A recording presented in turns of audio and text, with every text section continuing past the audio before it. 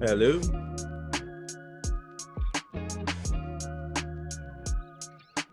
Can you guys hear me? Yes, sir. All right. Okay.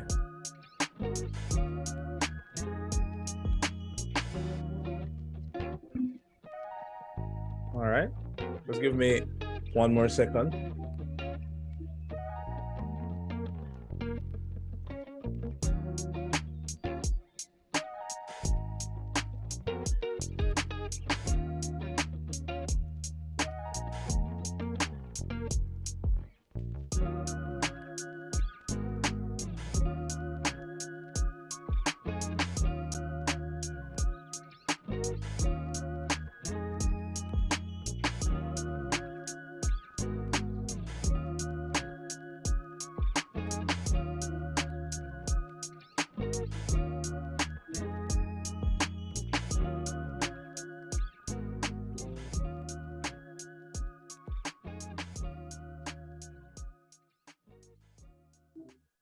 All right.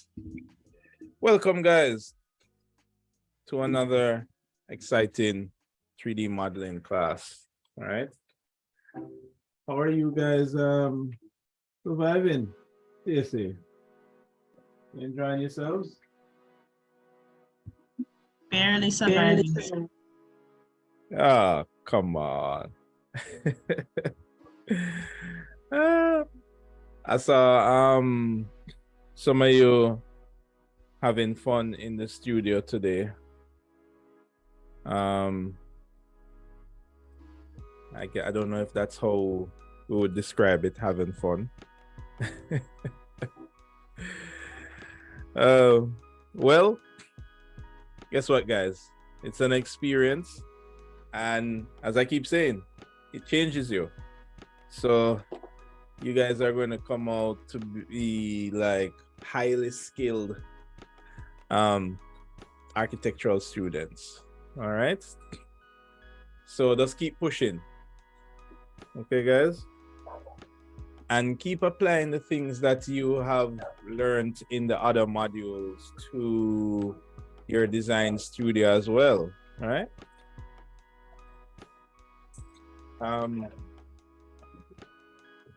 Oh,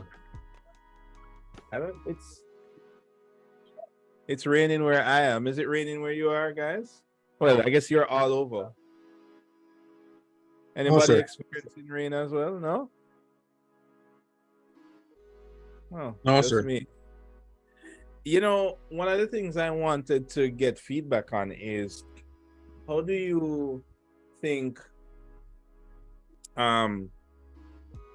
the computing online classes is going? Like, do you think online is a good fit for computing? You know, for example, design studio is very tricky to do online and not recommended. But you know, computing is a little different. Those of you who also attend the YouTube University, right? Everybody know of that university, right? UTU? Yes, yeah, everybody is, well, most people are a member of that university, even me. And of course, that's all online. So volunteer some feedback. What do you guys think about the computing modules online so far? You've had now 3 years of it. This is your third year. Third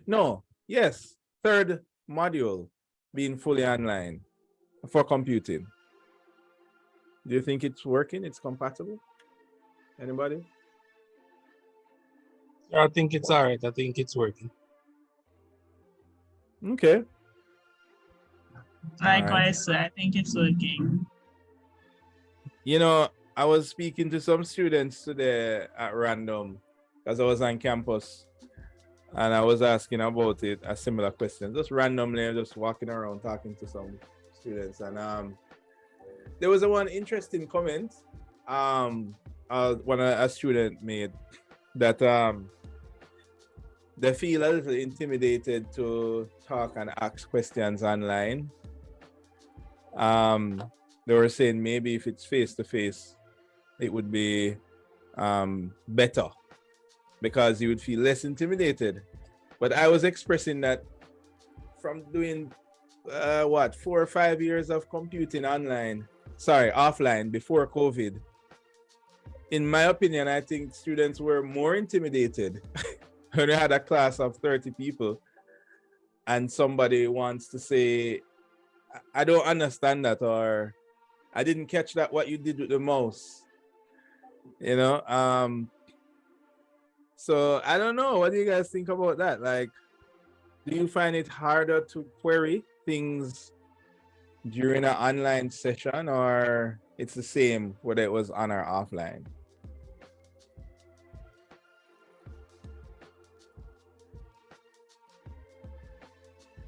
Anybody?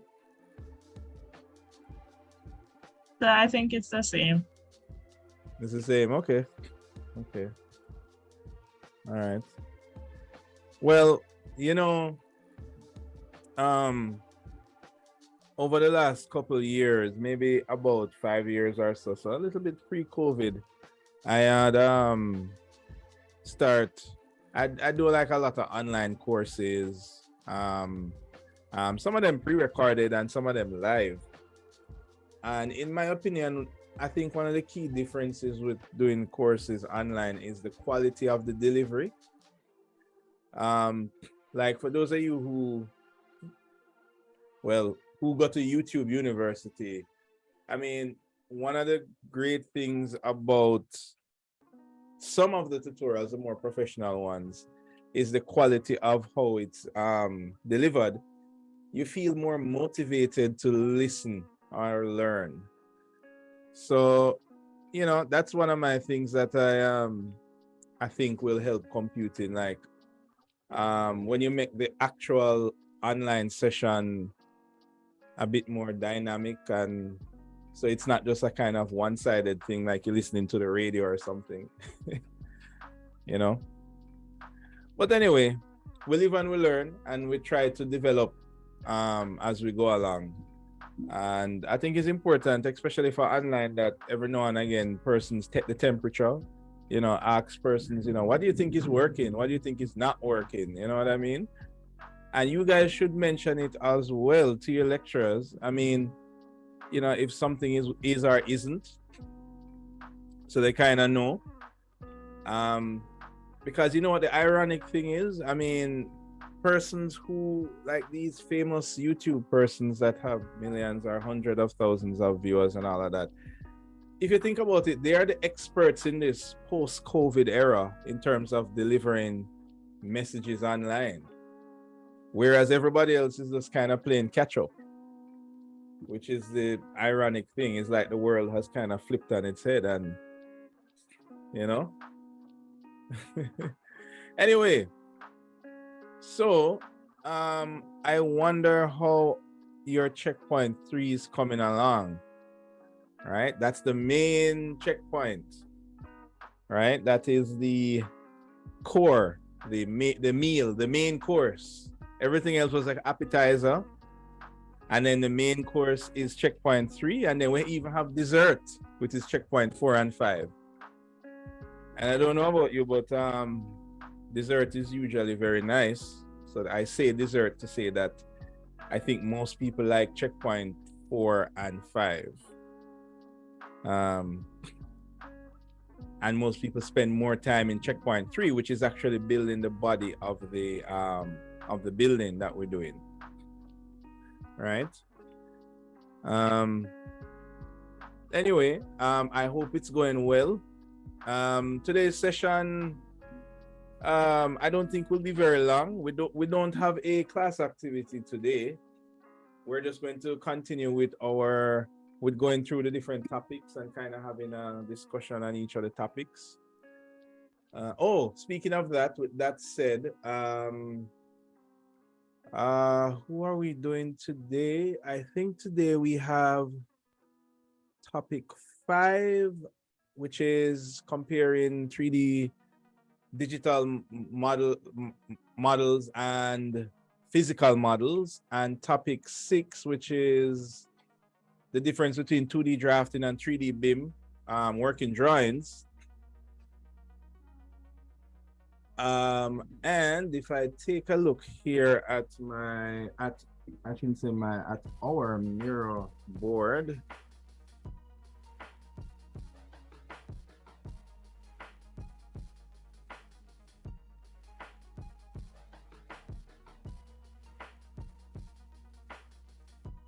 all right, I think I'm going to switch over to my headset because my background is very noisy. So give me 1 second here.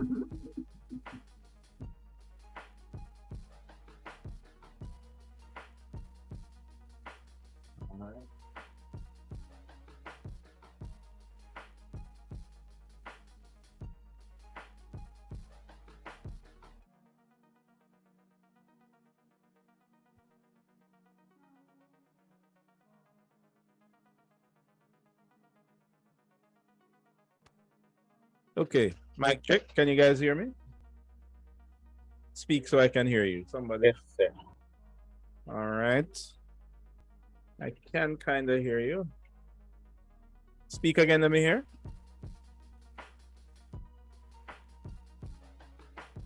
Anybody? Give me a mic check. Yes, sir. Okay, good. Thank you. I think that sounds okay. Right. So what I was saying is, let's go over to 3D modeling.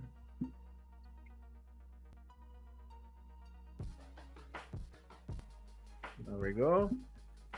And let's take a look on our whiteboard.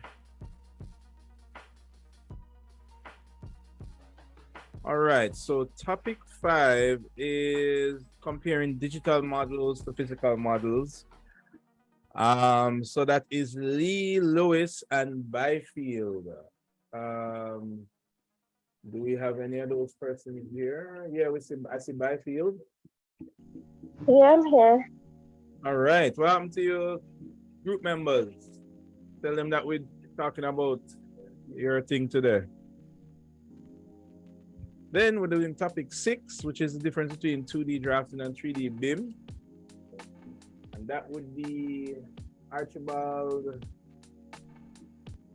Charles, and Harvey. I see Harvey here. I'm here as well, sir. And Janelle. Okay, lovely. You guys are here in your numbers. That's great. That's great. All right. Before we have our short discussion, because this is really all we're doing today, I want to give you guys the opportunity to work on your checkpoint 3, and let's see what our schedule is saying about checkpoint 3. There we go. Oh no, that was checkpoint 3. I think this is checkpoint 3. Yep, checkpoint 3, 20%. And oh man, all the way to October 23. Man, some of you are going to be so procrastinating. Am I right or am I wrong?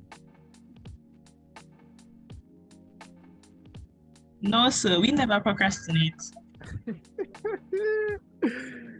Well, I don't know if rain is falling near you, but rain is falling near me. So let's hope there are no lightning strikes, right? All right. Well, I'm going to hold you to that word. So we will see when it comes around to the 23rd, when we need to when I will start marking. And speaking on the topic of marking, I have some good news for you guys, which is bad news for me, but good news for you. And the good news is that due to a technical error, you will be getting an extension on checkpoint 2. Let's see. Checkpoint 2 was due on Sunday, right? But I discovered something while marking it, which was unfortunately an error on my end. No, this is checkpoint 1. Right, here's checkpoint 2. Right, checkpoint 2 was due on the 25th. And what you will notice, guys, if you go to the handout, I should have switched to the UPS just in case there is a power cut, guys. As usual, just give it like 5 minutes and I'll boot up back. Okay, anyway, so what I realized with checkpoint 2 submission is when you guys submitted the terrain and the foundation, when I tried to mark, because the foundation was referenced. You guys know what I mean by referenced? Anybody? Yes, sir. Yes, sir. Cause that's why I say all the grades. Come I say, when me look at the grades, I say that can't right. Cause I gonna talk to you about it, sir. I say that could right. Cause in different you want to find out. Cause I know say I could that me get and I say see. I figure say true because it merge and you can't get to see the details of the foundation. You are exactly correct. Go ahead, sir. Go ahead. Right. So if you look on the grade, you will see where I was unable to mark these criteria because I was unable to open the foundation file. I know that you probably had it attached in your terrain, as I could see that the reference was missing, but I was unable to mark these. So that's why your grades are only reflecting like half. All right. So what I did is I modified the form. So now the form says you would submit your 3D terrain and positioned on, your 3D foundation positioned on the terrain, and then you submit just the foundation by itself. Everybody understands this? Yes, sir. So we can just submit the missing one, right? Yeah, the Revit file with the foundation. We don't have to take a picture of that differently. No, you don't have to do over the whole form. But those of you who have not handed in as yet, you would have to do the whole form. So I realized that this is a bit of a technical glitch, and it would be unfair for me to mark you guys down for handing in the work late, but technically you did hand it to me. So what I will do, however, is offer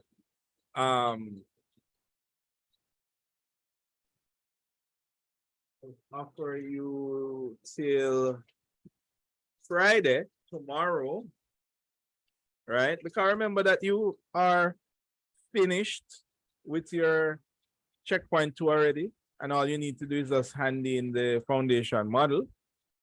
So you just need to do that for me by tomorrow. All right?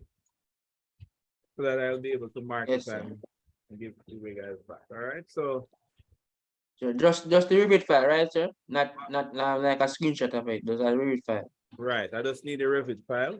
Okay, then. Okay. But for those of you who have not submitted anything yet, I'm going to need these 3 submissions, right? I would need the screenshot, the terrain on top of the foundation on top of the terrain, and the foundation as well. All right. Remember, those of you that are having technical problems, you can put your comments. You can write down the comments. It's not a guarantee that you will be nullified of the deductions by putting in the comments, but you can try. All right. Hold on a second. My screen sharing has paused.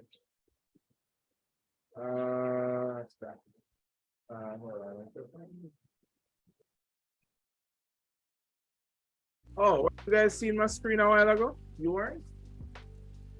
Oh, sir. Okay. Oh man, I was here talking like you were seeing my screen. Right, so this is the form. Um, and I made a modification to the form. So this is essentially what you'll be submitting here. And for those of you who haven't submitted yet, this is what you'll be submitting here, the working file, and then the screenshot here. All right. Oh, so that means when I was looking on the timeline, you weren't seeing, but that's okay. Just a heads up, just make sure, just check to see if all the other checkpoints are, don't have an error like this again, sir. Just in, You mean in, so you so in that you advance, sir. so that you guys don't get extra time, right? Well, I don't know about, well, I appreciate extra time, sir, but me already did done everything already, sir, so. Oh, so you already clear. Remember saying, sir, when you, after we do the foundation, sir, remember, so we can start add pan it, you know, so that remember, so now I can submit the file differently. Yes, that is That's a what good point. that's the thing, sir. So you won't Cause be able to I look things I'm gonna start build up the walls as yet. And like na run, sir. Well, yes, yeah, sir, but man. if we continue build, we probably would be able to submit it. We have to delete or probably hide it and then save or something like that. Well, tell you guys what. Even if you have started to build on top of the foundation, just submit it to me nonetheless, and I will only mark the foundation. All right. Yes, So don't worry about having to delete or anything. All right. So there's no disadvantage for those of you who went ahead, which I'm hoping all of you did or is about to do, or you're hopefully some distance there in terms of putting on the top of the model. Again, guys, please remember, this is a, what did I call it again? I called it an on-demand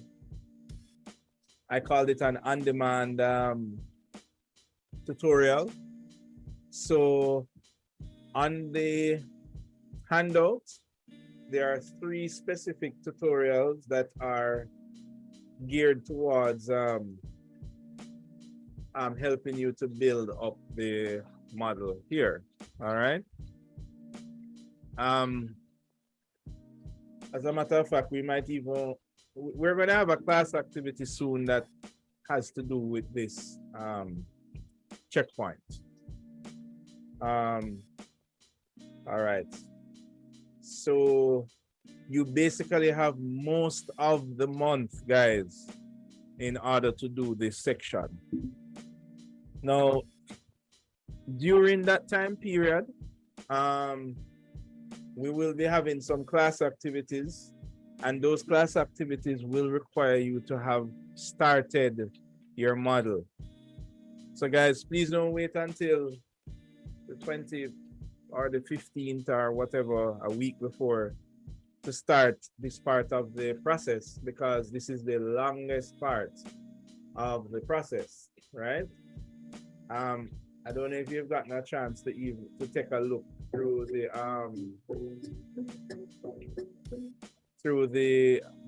tutorials, but you will realize that it goes from everything. Maximize this a little bit. From the floorboards and the panels, especially those side panels and the windows, they take a bit of time to get done. All right. Alrighty. So that is it for that announcement. All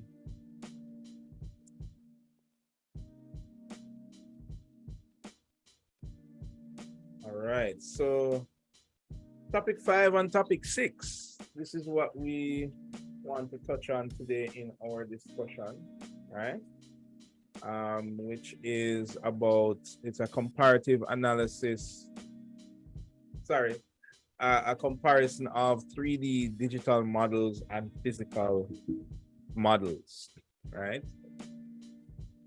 And as you guys know, model making is an integral part of architecture school. What do you guys think? Do you think physical model making has passed its time, or do you think that it's integral? Be honest now, not because it's a lot more work. Any All right. opinions? Repeat the question, sir. What do you think of physical model making? Do you think it is a thing of the past, or it is something that needs to be a part of architecture's core still? I think it still needs to be a part of it. I think it's still relevant. All right. I mean, everybody here has built a model. I remember being in school, model making wasn't my my finest hour. But I still did build models. Also in the master's course as well, I still did build models. But as you guys can imagine, I'm more of a digital guy. So I kind of thrived with the digital models. But it is throughout CSA that I did discover the purpose of physical models. But guess what? You know, maybe my time is old time thing. You guys are more up to date. So I would want to be hearing your opinions on it. Is there something that you can only get from a physical model that you can't get from a digital model? Yes, sir. The advantage with doing physical model, sir, you can conceptualize your design ideas. So which can help your design or building before you even start it. Because if you just bomb and just do a treat digital model at the same time, it probably won't work as structurally or aesthetically would I want it to be or come out. So there could be a lot of issues in doing that. So doing like concept models, physical concept models, and probably try figuring out our structure and developing up that as the time go by, you make everything easier with the design process. Okay, cool. Anybody else? What about the persons who are presenting this topic? See here. Sir, I agree with that point. I think it's easier to experiment with your design when it's physical model. And just having it physically in your hand, being able to look at it and feel material and everything, I think that's better than that's an advantage that you don't have with the digital. Okay, cool. That last point you made is a good point. Is there anybody here that doesn't like physical models? They prefer digital models? And guess what, guys? It's fine if you do. As a matter of fact, I love digital models, right? That is my favorite type of model. I appreciate physical models, but I love digital models, right? So I don't want you to feel victimized for saying that you do. I think digital model is better, sir, with you. You save time and everything, sir. So digital model definitely have its advantage, sir. But physical model still we can't live without it, no matter what, even though the digital one have its advantage. All right. Well, I think this is an interesting conversation that Group 5 will have. Because digital models, you know, one of the major advantages with digital models is that it's efficient. You know, you can take one wall and copy it and put on another wall, right? It's kind of like, if you guys remember back in first year when you had to do inking, I mean, there's no undo button. If you mess up with that repeater graph, then you messed up, which is why you normally draw construction lines first. But then when you start to draw with CAD or with a line, there's always an undo, right? So right out the gate, digital models has an advantage. I think that you're going to have to search hard for the reasons why physical models are advantageous. Because, especially for group 5, if you say that it is easier, one can combat that and say, no, but digital models are easier than physical models. If you say that it allows you to explore the design, one can say, yeah, but digital models allow you to conceptualize and explore design as well.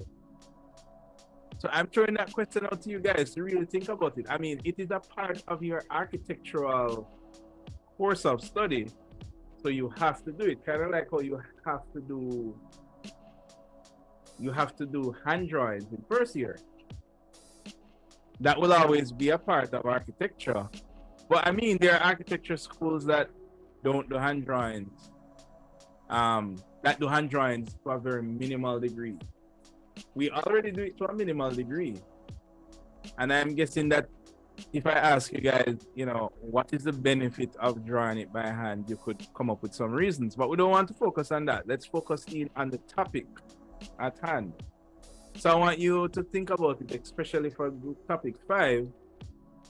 You know, what are some of the true benefits that you get from a physical model? You know, you'd have to be careful. If you think about it, you'd have to be careful with your answer, not to say something that is obviously no, but then that's not a benefit because the digital model does it better. So, you know, every architectural student learns how to build a physical model. Let me not say learn, because there isn't a model making course per se, but you guys have the experience of making physical models, right?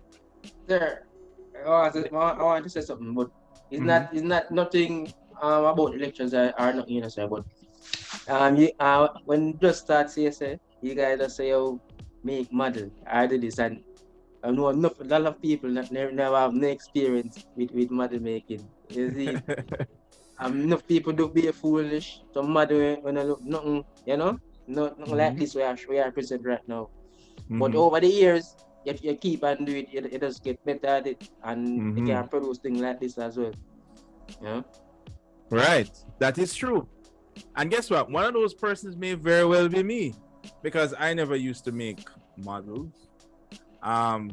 The first model that I did was of Devon House. And you know what? You know what I remember about that model? It was for Design Studio. Something to do. At the time, we had an assignment where we had to do something about historical buildings. And the louvers in Devon House, how I got the louvers was I took a matchstick and cut the matchstick in 4 quadrants down the middle, and then cut those into little like 5mm lengths, and then stick them vertically. Anybody know Devon House? I mean, there are a lot of louvers on Devon House, right? So that's how I got those louvers. And guess what? Those louvers look nice because the matchstick had those angles and the light fell on it. It looked like actual louvers. So that was really cool. And I'm sure I built other models, but somehow that one was the one that kind of remained in my mind. I remember cutting those matchsticks, which was very long, but the result came out real nice. I never forgot I got an A- for that. I'm not sure why I didn't get an A+, but you know, it's Design Studio. It's special. But anyway, I want you guys to look into what really does it teach you, because certainly you guys don't learn how to cut matches sticks in school. I mean, chances are that you learn that on YouTube University. But there is the difference that technology hasn't managed to replicate yet is really the tactility tactile, and it's getting there because you know we have VR and all of these things, but it's not quite there yet. I still have a long way to go because the fact of the matter is that the tactile nature of building is what you gain from making a model. And even though if you present to me a job and you say, do you want to do this job as a model or you want to do it as a digital model? And I'm going to choose a digital model because that's just my preference. There are some people that like doing physical models, like the person who created the physical model of this, which we'll get into in just a bit, right? On the left, there is a digital model, and on the right is a physical model, right? Now, have you guys ever heard the saying, like if you want to remember something, you should write it down? Anybody? Yes, sir. Right. As humans, there is a cognitive part of you that is triggered whenever you do something physically. So this is why if you write something on a paper or versus typing it, it's much easier for you to remember writing it. I don't know if you've ever been in an exam and you're trying to get the answer, and what you remember writing the answer, you kind of visualize yourself writing the answer, you kind of remember what you wrote, and hopefully you got the right answer. But because you went through a physical tactile motion, so to speak, it kind of was engraved in your mind, this thing. So the act of building in the tactile sense, you're actually learning things from cutting matchstick in 4 quadrants and sticking it there. It's not to say that you're going to go out in the real world to do that, but it teaches you how to work with physical elements, physical materials, right? And what happens is that when you go into the real world, you now deal with it on a lifelike, should I say lifelike, on a larger scale. That would be the proper term for it. So, for example, I want to show you guys, I can't go into it today, but I do have a picture of it somewhere that I have here, right? The very desk that I'm using here, that I use to teach, I just locate this thing here.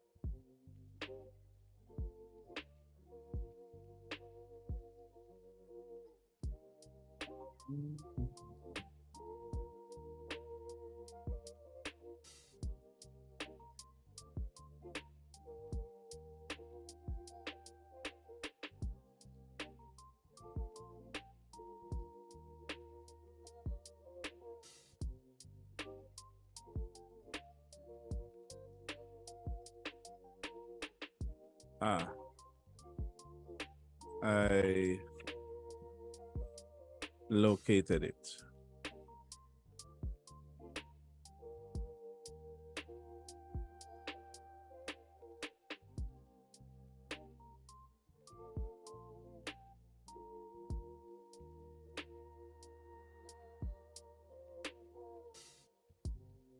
All right.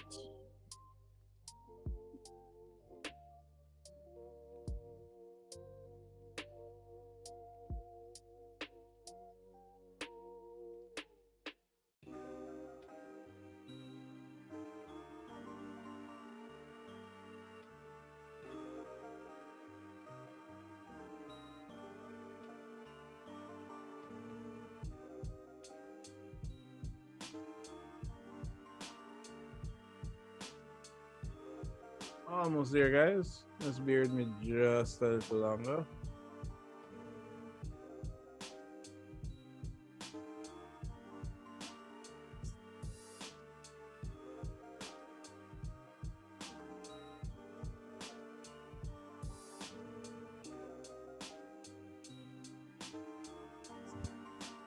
All right, there we go. So, for example, if we look at this example here, and I don't know if I can zoom in, the text is going to be blurry because I don't have the high res version with me now. But this is an actual furniture. I mean, it actually exists. I mean, literally, guys, that's the table that I'm on now. But it started from a digital design, right? And here are the different parts of the desk. It has wheels, it has plugs. I call it a smart desk. And this was a design that I did. Actually, did this as a part of the master's course, right? But this is model making. I mean, I'm not building I'm not cutting matchsticks in four and sticking them as louvers. But the activity of relating digital to the actual. Now, this is the physical space. Now, I don't have all of the tools necessary to build everything, but I was a part of the building process. But what I can tell you from these steps, guys, is that having a tactile, the ability to know how wood works, how metal works, how materials work, it would have been like impossible to to design it first. For example, when you hold a piece of timber or wood in your hand and you bend it till it breaks, like that once it reaches to a breaking point, it's going to snap. But if you hold a wire in your hand and bend it, you know that it's not going to snap, it's just going to bend. Psychologically, you know this. Psychologically, you know that the wire will not snap, because you already have generated an appreciation for the material of that makes up the wire versus the material that makes up the timber. You guys understand what I'm saying? Yes, sir. So in order for you to design something with wire or with timber, you would have had to know how those things work. And I mean, if I showed you a new material from an alien planet, you've never experienced it before, and I tell you how it works. I tell you that, oh, this piece of, I don't know, adamantium steel will will only bend a certain degree before it breaks. You just have to take my word for it. But if you have experienced a material similar to that, it's easier for you to design with those materials. So in coming up with the design for this desk that's here, having an appreciation to know that, okay, if you're dealing with timber has a certain length, it has a certain weight. So when you start to think about, okay, well, how does this thing move around? Because it's going to be heavy. Can these wheels manage it?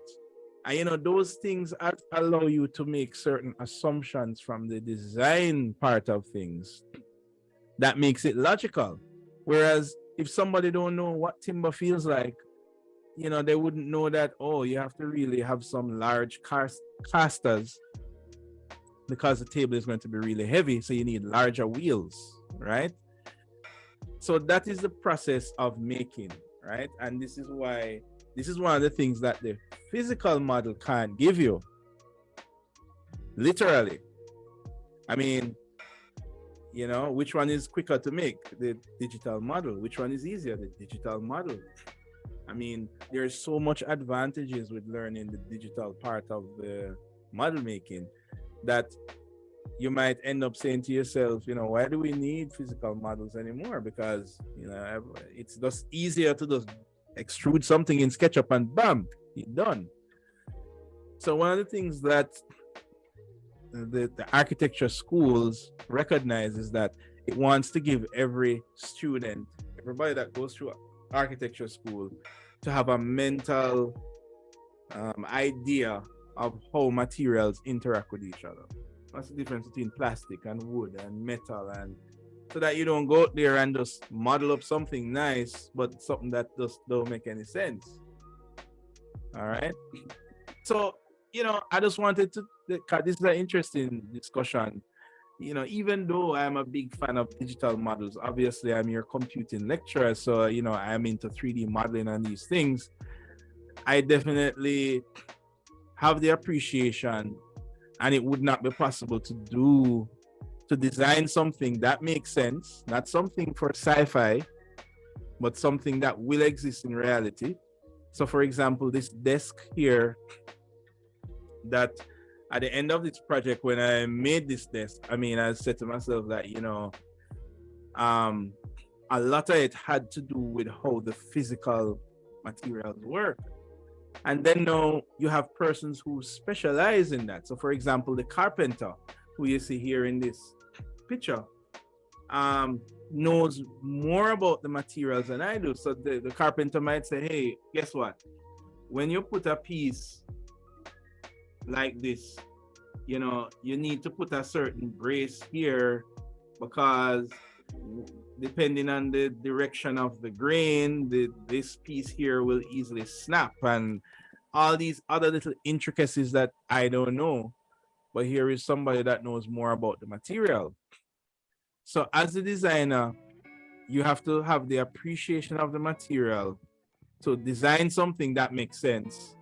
And then now you have the professionals who know more about the materials, and then they can develop, they can guide you to it.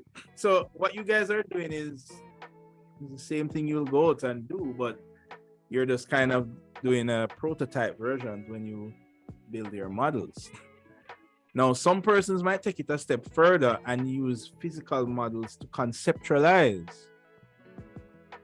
And you have persons out there that just gel more with using their hands to extrude something versus using a mouse to click extrude. You have people that just like using their hands, and that's fine.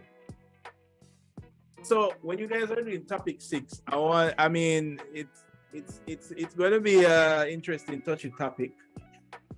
But I want you to look into, you're going to have to search hard. The answers are not far, but search hard, because you do need to say some of the benefits of model making. This is a physical model of the Papine, of a park that's proposed in Papine. This is a digital model. Now, when this project was going on, which is about 4 years ago, I was on this team. It's not a school project. This is an actual project that was sponsored by different institutions, including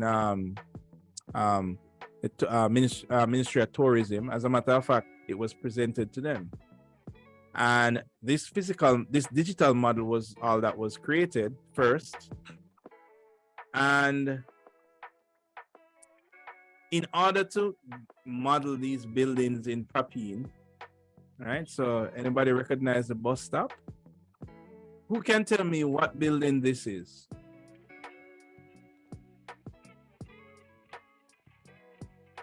That's a tasty, sir. Ah, good. That is indeed tasted, right? So you kind of have an idea of where you are.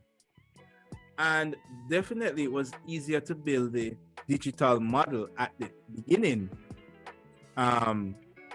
because it needed the flexibility of digital model, meaning it could be emailed, it could be presented on a slide, it could be, you can change the color of something really easily, you can iterate with it, make adjustments. But the interesting thing, when the final meeting was held at the head office of Ministry of Tourism in New Kingston, they did a physical model. And the reason for that is that at the end of the day, the physical model, the tactile model, they didn't actually touch this because this is in a glass case. But the physical model being there is what really added most of the weight, the the purpose of the project. Anybody ever notice when there are projects going up, they always build a physical model? Anybody notice that? Yes, sir. Right. I want you guys in group doing topic 5 to kind of just explain that, like why? You know, why? What does it do? So that leads me into what kind of topics do you think you're going to discuss in your presentation, right? You know. So members of group 5, what are some of the things you think you want to discuss? What are some of the areas you think you should research?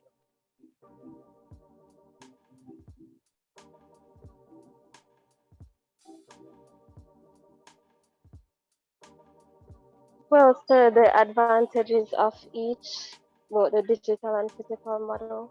All right, so advantages of digital and physical. All right. What else? When you would use each, or when it would be best to use either. I think that's a good one. As a matter of fact, yes, that is true. When to use each. Remember, these are my notes, not yours. So make sure you group 5, you're taking your own notes, right?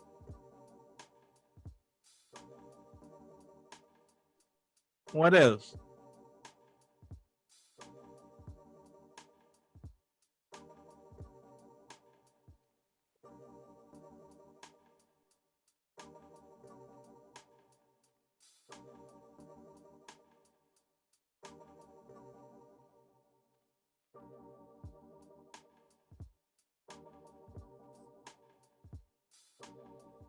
Well, disadvantages as well. Well, yeah. Yeah, well, it's advantages. All right, I'm going to add that to the first one.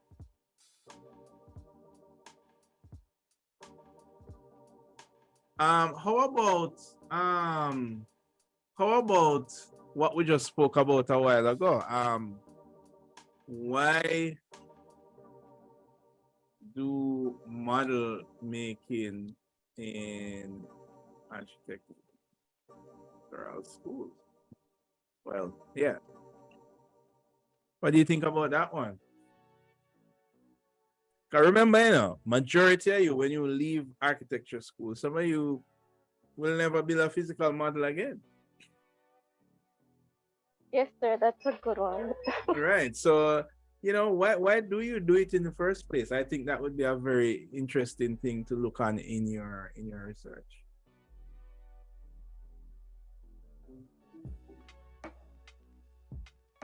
And what else? Can you guys think of any more before we go on to the next group?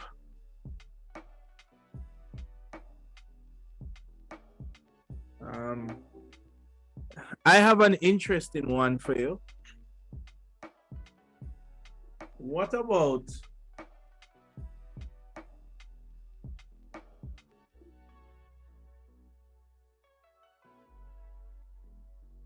I'm not sure if it would be maybe a part of the first topic, but what about the qualitative features? So what are the qualitative features of physical model making? This sounds like if I was putting this in the right order, maybe I would start with that one. I mean, if you were to say what are the advantages of using digital model making, I mean, you could just sum that up in one sentence. But if I ask you, you know, what about physical model making? You would have to really think about it, because it might seem right away that there is no purpose to physical model making, but there is. You just have to search harder. Now, who can tell me, what do I mean by qualitative features?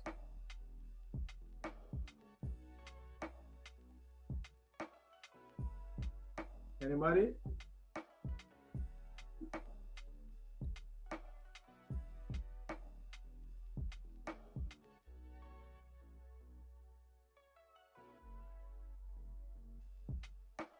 Maybe the things about it that stand out or the most important things about it?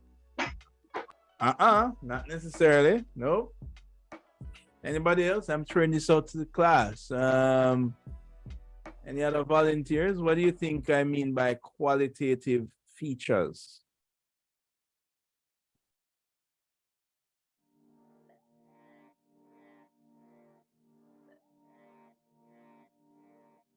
Nobody?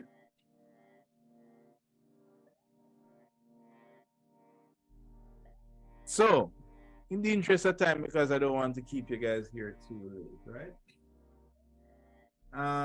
Let's see. Most persons here are okay, yeah. Most persons here are local, so you would see cars driving around. Give me a nice car. What's a nice car? Give me a nice car. Nice car would be like Toyota Camry. That's a nice car. Is that a nice car? So the RAV4 then. All right.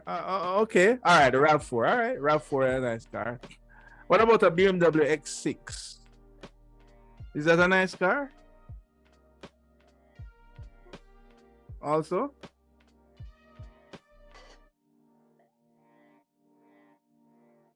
Anybody?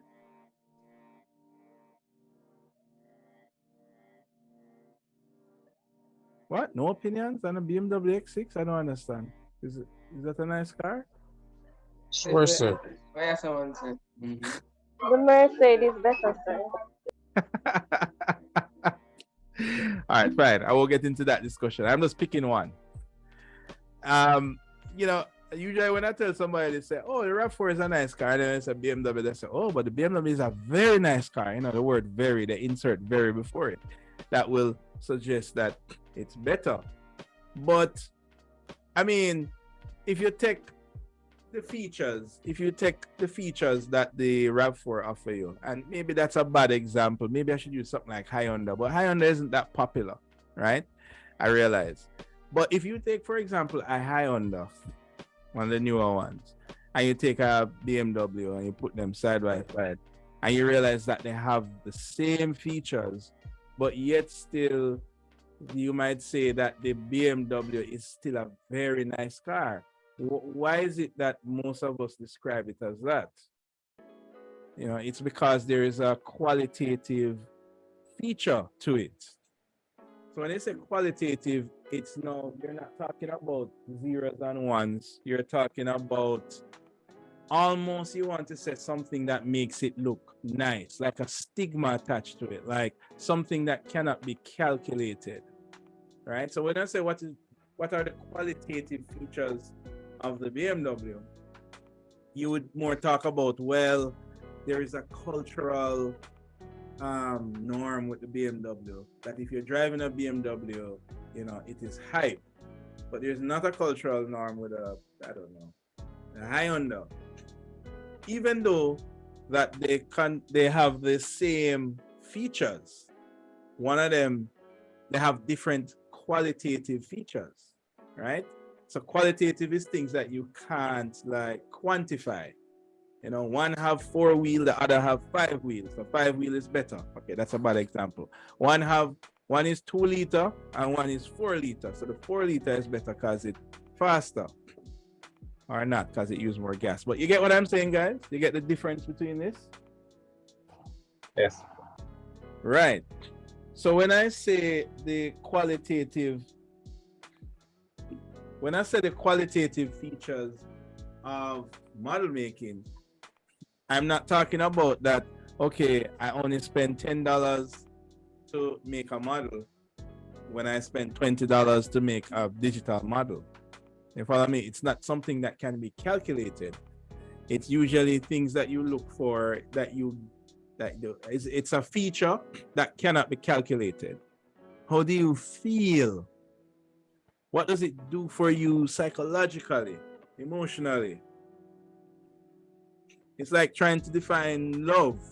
It's hard to describe love in a quantitative point. You know, it's like you know, you love me 5%, but I love you 20%. How do you like calculate that? You know, it's hard. It's only something you can describe qualitatively. So do you guys understand the difference?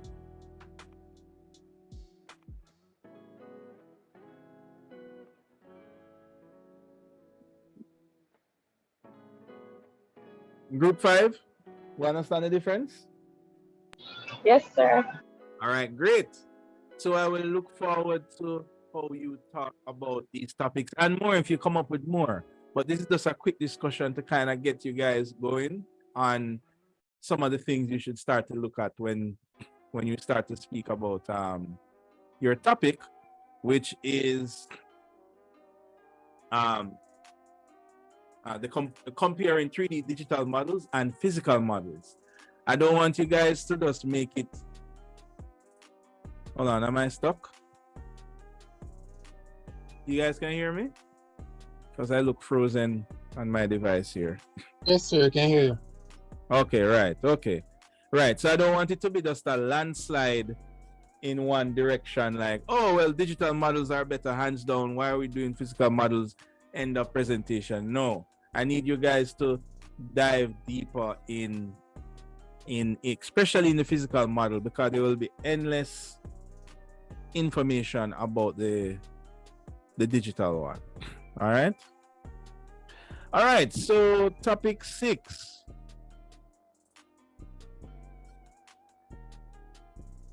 We do have some persons here from topic 6, right? So discuss the uses of 2D drafting versus 3D BIM for construction drawings, otherwise known as working drawings.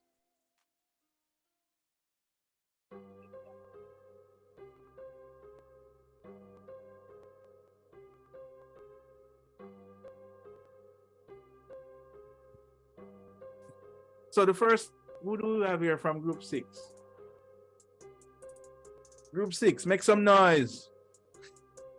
Yes, sir. I'm here. Sir. What is construction drawings?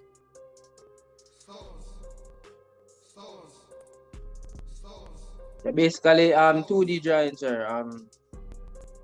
Detailing, showing construction lines and everything. Okay. That's I guess a bit of a broad brush. Anybody else? I'm not getting any volunteers, so I forgot to start throwing some name now. So I don't know. Sir, Okay, good. plan section, elevations, things like that. Okay, yeah. You added another piece to the definition. I mean, you don't have to give me like an official definition from like Oxford or Wikipedia or something. Just in your own words.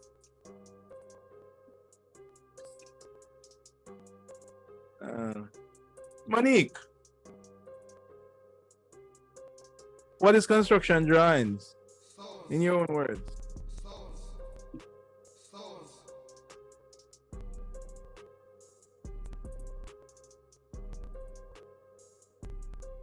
You hear, Monique?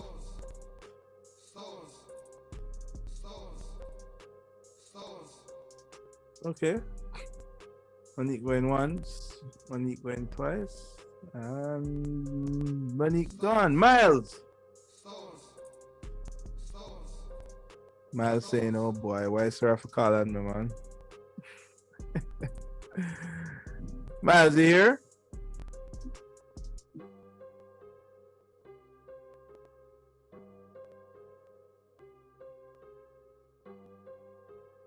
No? Oh my. Okay. I'm just going to throw it out. Anybody else? Want to take a swing at it? I mean, guys, you do this thing every day. I mean, you're in architecture school. I mean, your parents see you doing something. What is that? And you say, oh, it's some working drawings. What's that? You know, what are you going to tell your parents?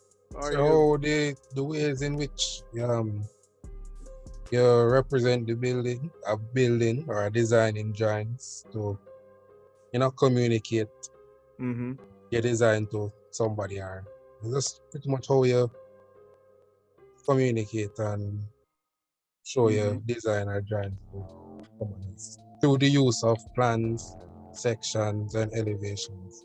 All right. And Well, other drawings. right. Okay, cool. So in a working drawing, you would usually show plan, section, elevation, which is true, and more site plans and details, reflective ceiling plans. At the end of the day, it is communicating the design, but the main special thing that the construction drawings have is that when you have construction drawings, you can build this thing from the construction drawings, which is why it's called construction drawings.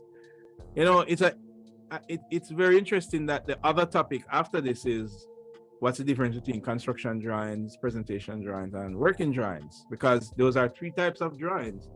Why don't you build a building from presentation drawings?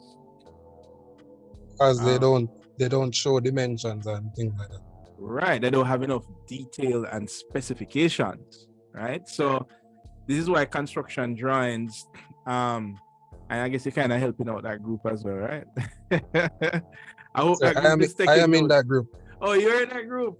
Oh, all along I'm here thinking that you're in this group. Well, there you go. So I guess you can kind of see some of the overlaps already, right? So just zooming into construction drawings, that's the main thing with construction drawings. It needs to show enough details for you to actually build from it. And you need dimensions, you need sections, you need details, you need as much information as possible. Now, 2D drafting versus 3D BIM, right? Nowadays, if you think about it,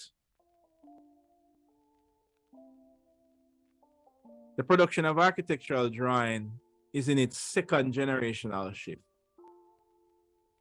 right? It's like 2.0. It's like smartphones, right? Anybody remember the first cellular phones that came out? I know it was not the 3310. Anybody remember the first cellular phone that came out? What was the nickname that we gave it?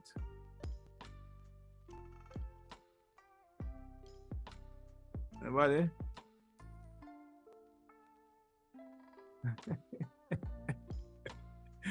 So I'm not sure, but when those said it like a brick. Ah, you said it. A brick. Oh. It was literally a brick.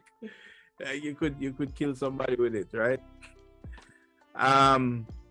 And then it got really small, and then it's like we went through a whole phase of those small phones, and then it got smart. So there was a shift between when the phones got small, that was like the first shift, and then there was a shift when the phones got smart. I wonder what the next shift will be. But that's what I mean. Now, with the architectural drafting, there was a switch between when it went from hand drawings to 2D drafting, right? And you know, when I went into architecture school, I caught the tail end of that generational shift, right? So I wasn't in the storm that it created when maybe people were losing their jobs. Who knows? Or people had to go back to school to learn how to draw with the, you know. By the time I went to architecture school, it was pretty, you know, 2D drawing had already won the battle and hand drawing was already going out. But BIM wasn't even a thing yet. So that was just the first battle. You can think of it as the first battle or the first generational shift. The second generational shift now is when it's now going from 2D CAD to 3D BIM drawings. And that is what your topic is centered around, that second generational shift. What's the main difference with that? Or, you know, what are the things that change? If I ask you guys, what's the difference between a 3310 Nokia? Everybody know what a 3310 Nokia is, right? Anybody that doesn't know? I don't know, sir. Okay, fine. Good. Thank you for saying that, because there are people that don't know, but maybe they're just saying, I don't want people to know that I don't know. The truth is that you should be more embarrassed if you do know what a 3310 looks like, because that would mean that you are old, right? And I know that I'm not old. So anyway, so this was 3310, right? It kind of looked like that. You played Snake on it all day and didn't do any work. Does it bring back any memories for anybody? Yes, sir. I definitely know what that looks like. Used to play Snake on it, sir, for real. So those are the type of phones that them say can't mash up. Right, exactly. Right. So somehow we made the shift from this, and I'm just like using Google here now to type smartphone. I'm not going to even say whether iPhone or Android, but just a smartphone. Somehow we kind of went between these two shifts where it went from something like this to something like this, right? So if I ask you, okay, then what's the real difference between these types of phone? Open image in new tab, and open image in tab. If I was to say, okay, guys, what's the real difference between these two phones? It's the same thing that I'm asking you in for this topic, for you to tell me, what changed. And when you're answering this question, I mean, there are many things that change. You can go down to the tiny little detail, for example, the transistors or whatever, but I don't expect you to go down to that level. So for example, with what you're seeing in front of me, who can tell me what's the major thing? What's the iconic thing that shifted between No these two? Screen? buttons. No buttons. Not really. I mean, yeah, obviously no buttons. Touch screen? Yeah, but that will get second place. What was the core thing? Internet, sir. No, the 3310 had internet. All right, and Don't try and browse on it though, but if somebody was just ask you to watch the big, okay, if I ask you what was the main thing that shifted between hand drawings and drafting on the computer, 2D drafting, what would you tell me?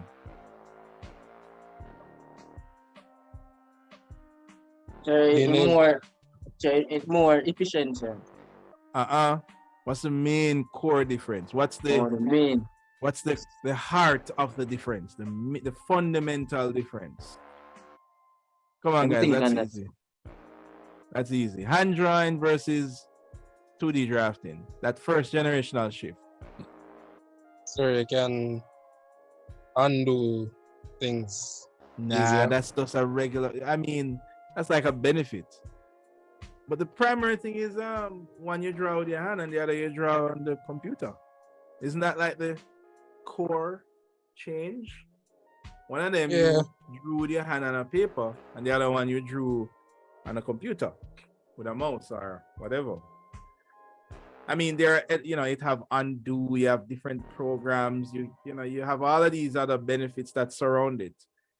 But when I say you start at the core, what's the core thing and work your way out? The core thing is that one of them you draw with your hand on a piece of paper with set square and ruler and whatever, and the other one you draw with digital tools, like buttons and shortcuts and whatever. So when we talk about, when you guys are looking into this, the difference here, I don't want you to start with the far out, highly specific thing, like the case with the cell phone. You would say, well, one used this transistor and the other used this transistor. No, don't start with those highly technical notes. You would just say, okay, one is a smartphone and one is not. One is smart, one is dumb. It's the main difference. And then you can go into, okay, well, what made one smart and what made one dumb? And you start your conversation there, and then you can talk about the buttons and the touch screen, and you just work your way out from the center, but start from the main point. So what is the main point? What is that core difference between 2D drafting and 3D BIM? Can anybody tell me that?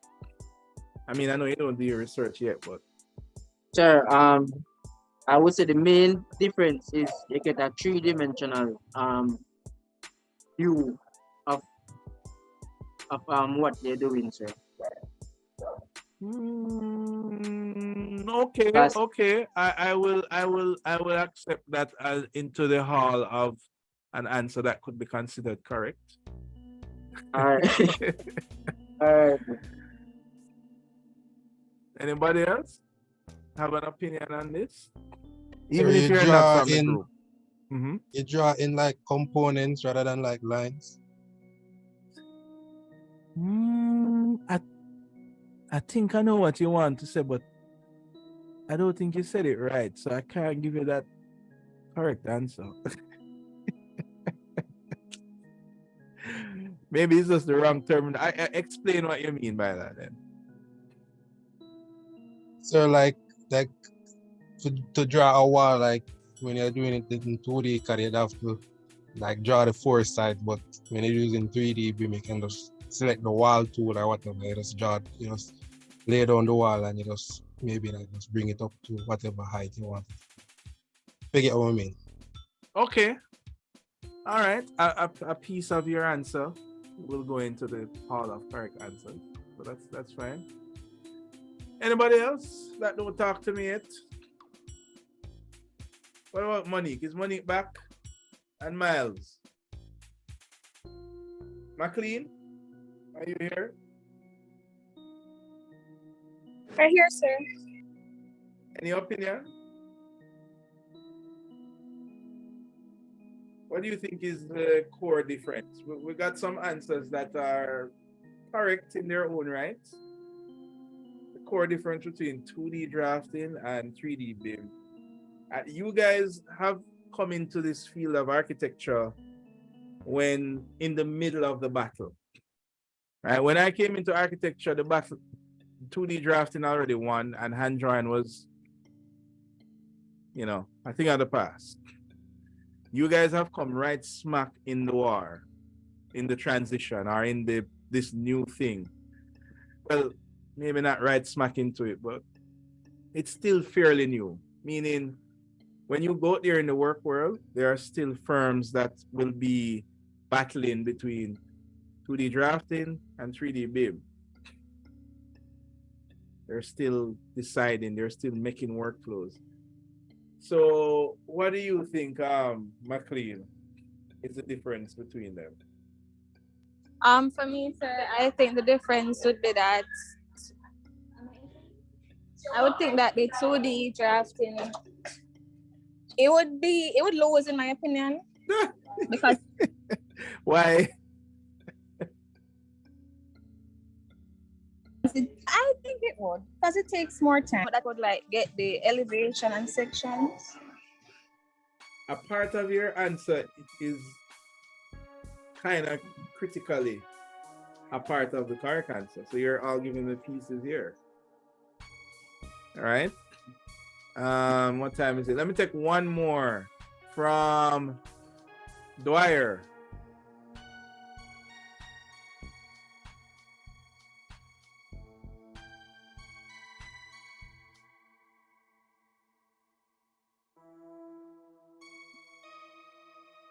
Dwyer, are you here?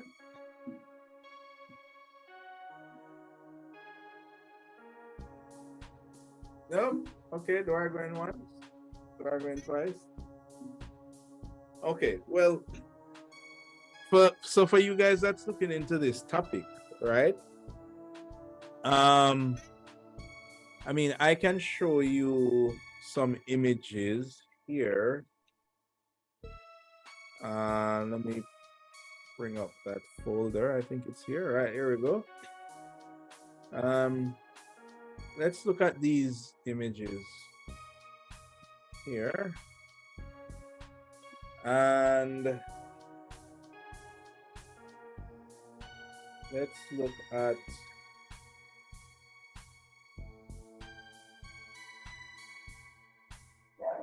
didn't open. Okay, guess I have to gotta open it here.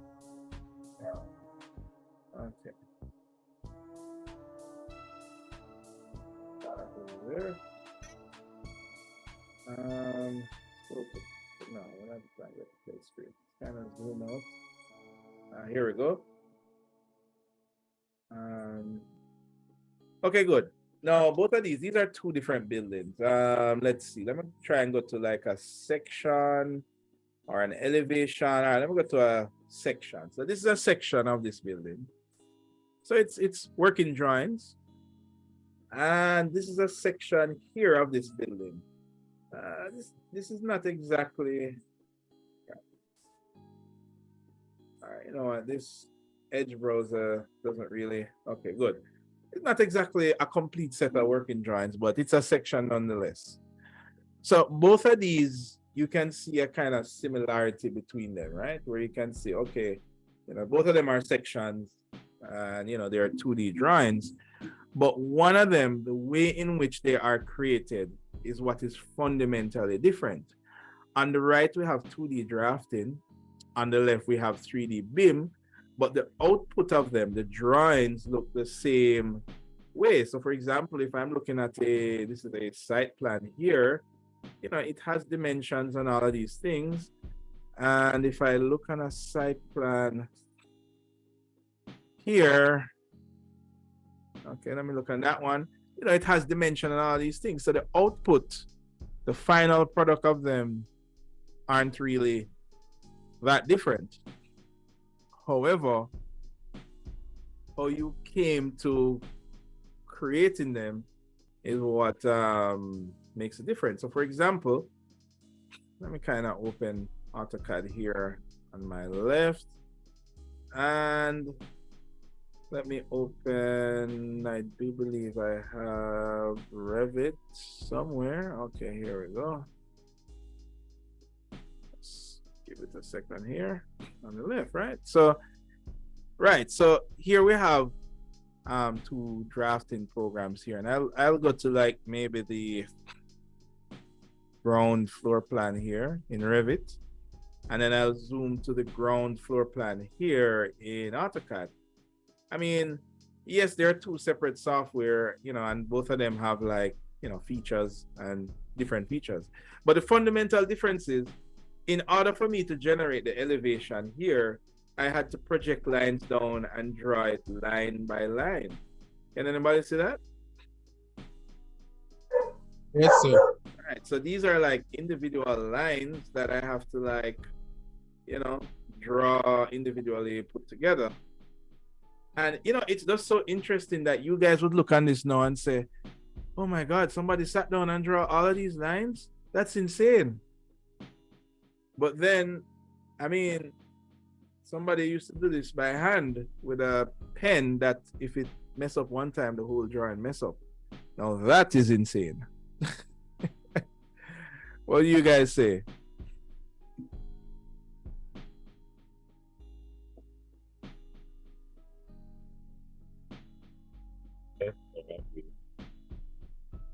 So on the left here, we have BIM.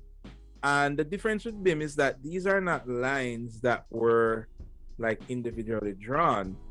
Instead, these lines all come from one central model, right? And if I look on that model, this is it.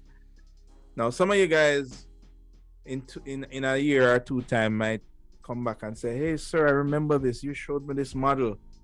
You will see this model again, right? So it's like a trailer preview for you guys, all right? So anyway, this is a BIM model. And in order for me to draw a section, in order for me to draw, for example, a section like this, when using a BIM model, I don't need to draw that section. Instead, all I need to do is let's go back to my plan view here. Instead, what I have to draw is simply a line, and just say, okay, let me draw a line from here to here, and bam, I have now drawn my section, right? Because that section that I have just drawn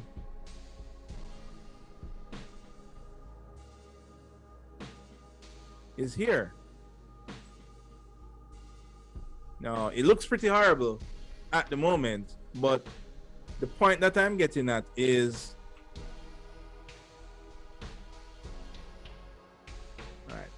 the point that I'm getting at is one of them is drawn line by line and the other one is modeled, and you generate the sections. And that is, you know, that when I asked about the fundamental difference and, you know, between a cell phone and smartphone and a non-smartphone, I said, okay, one is a smartphone and one is not smart. Or hand drawing and 2D CAD, or one you draw by your hand and one you do on the computer.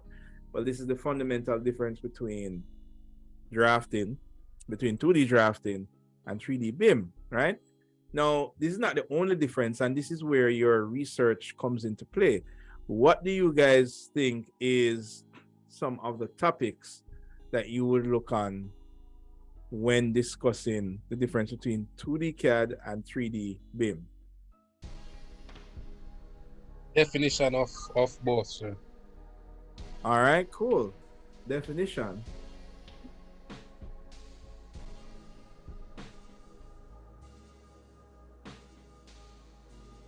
Definitely the disadvantages and advantages. All right, there we go.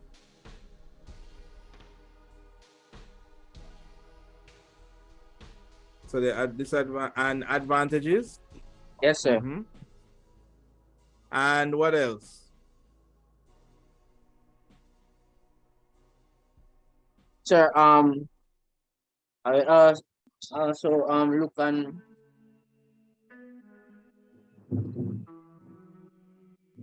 Or why there's a switch from 2D to 3D. yes, sir. Something along the line of that, right? Why is the industry shifting? Yes, sir.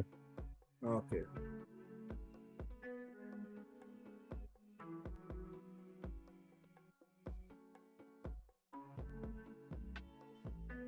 Cool.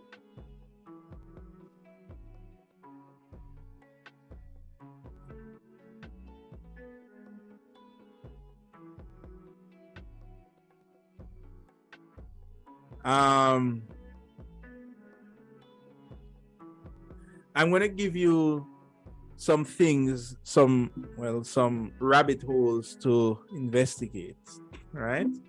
I'm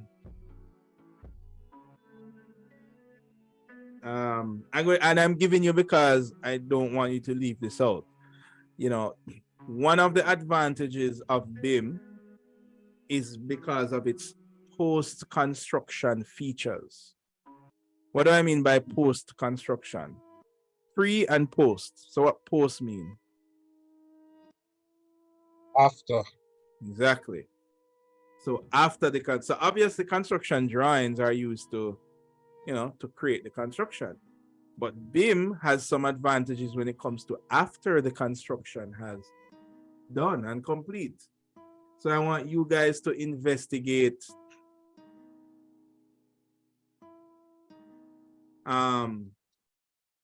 post-construction features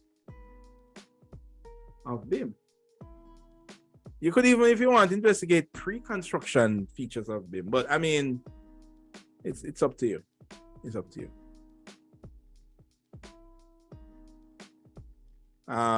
What else? Anything else?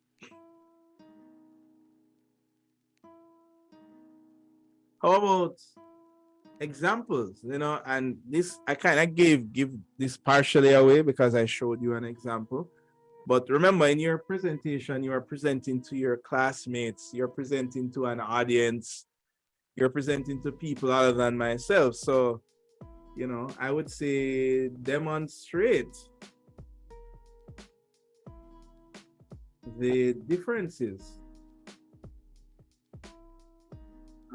between the two. And well, when I say demonstrate, I mean, you don't have to open a program and rotate it around. You could use a video, it could be a screen clip, it could, I don't know, something visual. And I remind you guys, your presentation is supposed to be visual. I don't want you guys to show me a slide full of text. please. All of the text that should be discussed should come from your mouth. All I really need is a heading, and then you guys talk about it. All right? Yes, sir. All right. I don't want you to be reading like giving me a whole paragraph to read from. All right? So what about Mhm. listing the different softwares that use OD Yeah, CAD and that's a good 3D one. BIM? I was about to ask that. Software for each. Right. So as I'm saying, guys, these are some good topics to kind of get you started. And as I say, with our little initial talks here, that's the whole idea, is to just get you guys kind of familiar with the topics that you have selected, and hopefully build some interest around it. Sir, So will the impact be impact of both would be a topic, or would have fallen the advantages? The impact of yeah, maybe advantage. I would say in bracket the impact on the industry. But your advantages and disadvantages will cover that. You know. okay, no. Right. I mean, is it harder to do? How are firms adjusting? Like, think about it. I mean, think about firms that bought 20 drafting tables and now they have to buy 20 computers. Back in the day when it was the big, what is happening in the firms today? Is it that, I mean, obviously both of these are on the computer, so they don't have to do they have to buy new computers? Do they have to send people back to school? Is it harder to do? Firms are finding it tricky to switch from 2D drafting to 3D BIM. So what problems are they having? Like at the same time, why do they want to switch? Like, there must be some advantages to why they want to switch. And there must be some disadvantages to why they can't switch or why they're having trouble switching. So you guys are going to investigate that in your presentation, all right? Okay, so I do believe that's it. Right, so we do the same thing again. I think we have to do this 2 more times, and then we're going to start with the presentations. So topic 1, you will be going first. So I want you guys to just make sure that you are ready. We're only having 1 presentation. No, we're gonna have 2 presentations per day, right? Please remember the format of the presentation. You guys need to submit 10 questions. Is it 10 or is it 9? 10 questions, right? Technically, it's 9 questions because there are 10 groups. 1 group is presenting, so there are 9 groups that are in the audience. So it's really 9 questions. But I'm going to say 10 questions just to be on the safe side. When you guys submit the presentation, you're going to submit your 10 questions on the form, right? And the other groups will be given a chance, 1 chance to answer each question. Whether you answered correctly or not, you're answering all 10 questions from each group will be 5% of your 15% grade. All right, so keep that in mind. I know I told you already, but I keep repeating. Yeah, could you repeat that, sir? Because you're in a file, I can't really hear so well. Okay, well, it's a good thing I'm saying it again. So I'm just giving you guys a reminder of the format of the presentation. I just realized that some of us may be new to the module. So when you go on the class website, go down to presentation assignment. Those are the different topics. Each group will be presenting. Each group are going to submit 9 questions. So the 9 groups that are in the audience, I'm asking for 10 questions, by the way. So the 9 groups that are in the audience, each a representative from each group will be given the chance to answer 1 of each question from each group. Answering those questions will contribute to 5% of your grade. All right, answering those questions correctly. Okay, so for example, group 1, you're going to go first. Group 1, your presentation would be about 15 minutes. At the end of the 15 minutes, there'll be a question and answer. You're going to ask 9 questions. Each group will get an opportunity to answer one of each. If a group is not present, then they would have missed the opportunity to earn 0.25% of their 5% grade. Is it 0.25? I need to work on the math, but you get the idea, guys. You need to be present at each presentation so that you can earn 5% out of your 15%. And you need to get the answers right. You need to get the answers right. Sir, part of the percentage can go towards actually showing up. Actually, yes. So imagine this. Group 1 is presenting. The fact that they showed up for the presentation, they get their 0.25%. But everybody else has to earn their percent by answering the questions correct. So that answers the question. Sir, right? I didn't really mean it like that. I know you didn't. All right, guys. So this is not something that you need to study for, guys. You can't study for it. You just need to be in the presentation and listen. Right? Guys, please don't ask a question that you did not present the answer to in the presentation. I'm going to be screening the answers. So if the question is not fair, then that group will automatically get that point. So please ask clear questions. If you talk about apples, you have to ask 10 questions about apples. Don't ask about oranges and you didn't talk about oranges. That is not fair. Fair enough, guys? Yes, sir. There is also something that is not fair, but it's still going to happen. If a group doesn't present,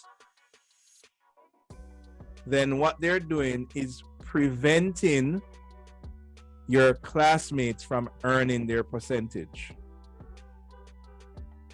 So let me repeat that. If group 3 decide that, you know what, I don't need this 15%, so I'm not going to do my presentation. Well, not only are you throwing away your 15%, but you're also throwing away a 0.25% for all your other group members. Of course, I expect nobody to do that. I expect nobody to do that. So that means that the other group automatically get this the 5% same way. So because that can't be first. If them be allowed, sir, that means that we have to automatically get it then, sir, because there's no question to answer. So yes, once the group there is, so what we can do is once the group and each group they're there, and the other group that we don't present they're not there, them lose to them, but because we were here to answer the question, we automatically get it, sir. I see your point. I agree, sir. I see your point. But we can lose marks, sir, because nobody present, sir. So once the group is present, then we could get the marks. Then we get the marks. Actually, I mean, you guys hold each other fate in your hands. I have never seen a year when a group don't present. I have never seen it. Like, even if, I mean, there are like 3 to 4, there are 2 to 4 people in a group. Maybe one group member will decide that they're not doing any work, they're not presenting. Then you can speak to me personally about that, right? But I have never seen a group not present. So even though this rule is there, I don't expect that a group will decide in its entirety to not present anything. I mean, that's not acceptable. I mean, it's 15% A grades, guys. I mean, you know? So it don't even make sense to talk about this feature, because I know, I have confidence that all of you here will be presenting. I mean, that's why I dedicate each class to talking about each topic, because I want you guys, you're not jumping off in the deep end, you have an idea of what you're talking about and how to go about doing your research. All right.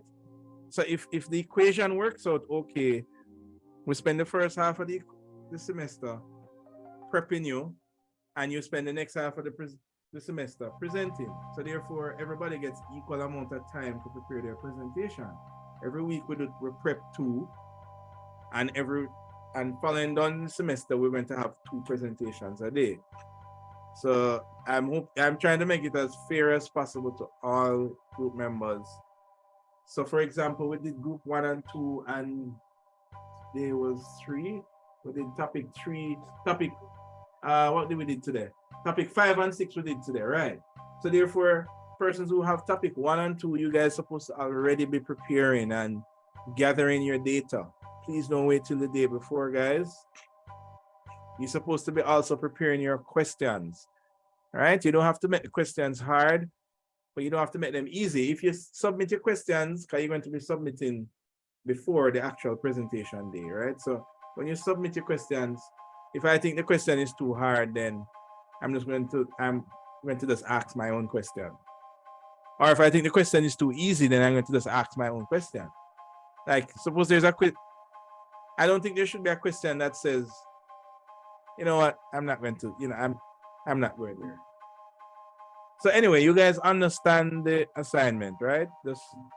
And for those who just came into the module, I want to make sure that it's understood across the board. All right. Okay, so in the meantime, guys, good luck with your model. I guess I will be seeing you again next week. As you know, the Monday classes are tricky because we only have one lecturer, and if I meet with you guys on Monday, then technically I can't meet with the other group because it clashes with another class. So our Thursday classes are our official class, which is why we started at 4 instead of 5. So that's the end of class today. If there are no further questions, have a great time in studio tomorrow. Enjoy this once in a lifetime opportunity in CSA. And enjoy the experiences that you will have throughout being at CSA. All right. Okay, so Yes, sir. All right, good. So if there's no other questions, I shall see you next week. Sir, Yeah. sir, I don't see the where we can add the files for the foundation. I did update it. Did you refresh and make sure? So you should be on submit, is the one that says submit 3D foundation on terrain. When you click that, you should see, right, yeah. You should see 3 slots. Okay, 3D foundation on terrain. Right. Oh yes, sir. Seeing it also. Yeah. All right, good. And the other one be different. Right. All right, okay. Sir. All right, guys. Take care.